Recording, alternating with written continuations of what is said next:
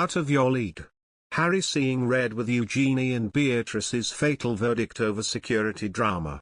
Princesses Beatrice and Eugenie have paid for private security for over a decade, suggesting that Prince Harry, despite his demands, could do the same when visiting the UK. Harry is now seeking a judicial review against a Home Office decision not to allow him police protection when in the UK, which he stated he is happy to pay for. Yet, some members of the royal family have had to pay for their own private security in the UK for over a decade. Princesses Beatrice and Eugenie, also granddaughters of the Queen, have used their own purses for protection since 2011. They were stripped of their 24-hour police protection after a row erupted over the £500,000 annual cost. It was decided that they would only be given protection when they attended official events on behalf of the royal family, where there would already be a big police presence because of senior members. Prince Andrew was incensed about the decision, and fought ferociously for the protection officers to stay.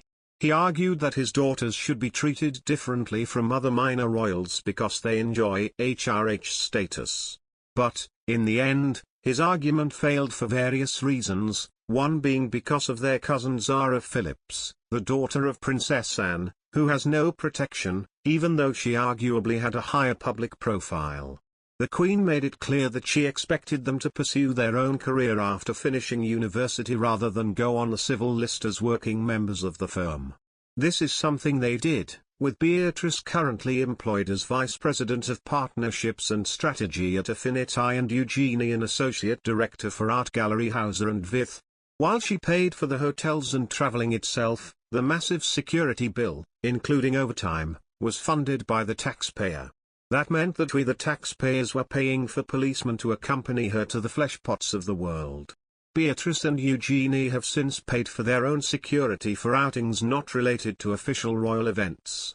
Many have since commented on Harry's request to have access to Met Police protection, drawing parallels with his situation and the princesses.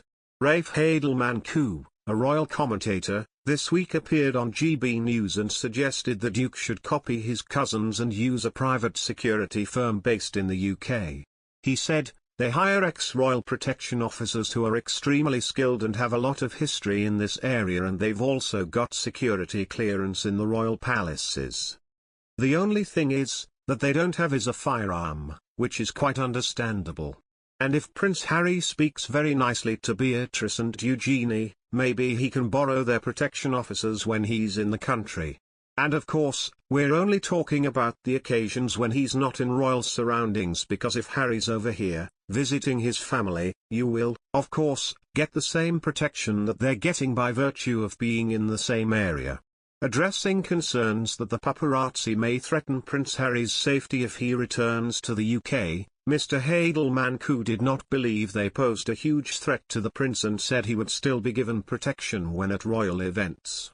He told GB News, "We live in a free country, the paparazzi are a real nuisance, they're annoying, that can be a nightmare.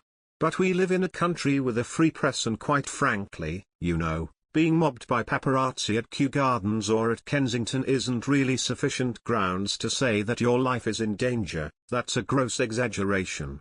It's also completely inaccurate for him to say that by not having access to the intelligence he is somehow more at risk than anybody else. If there were a real security risk for Prince Harry, our intelligence services would of course take action. We have to remember that, and they aren't going to simply let that information not go unnoticed. And then, of course, you could expect Scotland Yard to take the necessary action.